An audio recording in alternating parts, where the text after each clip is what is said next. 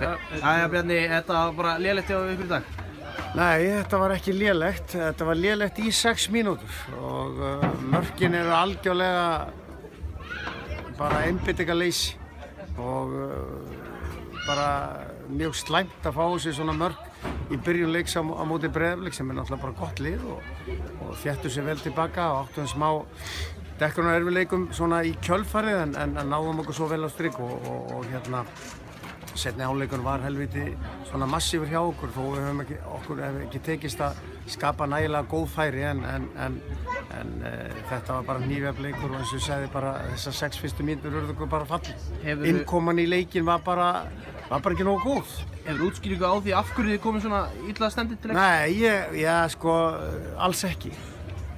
Það er bara alveg við komum ekkert, það var engin öðru undirbúningur fyrir þennan leik en hverja aðra, þannig að maður á náttúrulega ekki neina skýringar. Þetta er alltaf spurning þetta hugafar og við vorum bara of værukærir í byrjun en gekk miklu betur í seinni hálfleik og seinni partinni fyrr.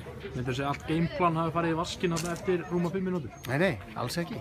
Við erum alveg tilbúinir að með hvort við erum með gameplan 1 eða 2, það er alls ekki. Við höldum það bolta það vel í liðinu að við eigum alveg að þola að fá okkur mark og vinna okkur inn í leikinn eftir. Það er erfitt þegar það eru 2. Þetta er kannski ennþá súrara í ljósi þess að þið náðu ekki að fylgja eftir góðum sigrum á Stjörnunni og KR? Já, ennþá súrara og líka það að tapa á heimavelli. Það á ekkert að vera í boði hérna og við verðum bara að lagfæra það sem fyrst. Það mánuður er reynda næsta heimaleik. Eru Blikar besta liðið sem mætti í deildinni?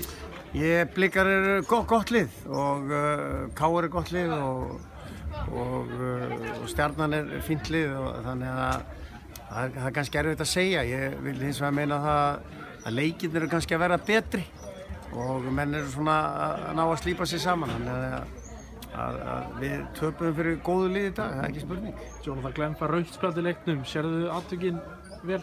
Já, þessi maður átti náttúrulega að vera búinn að fara út af fyrir lífandi slöngu og ætla ekki að tjá mig það neitt frekar. Takk fyrir.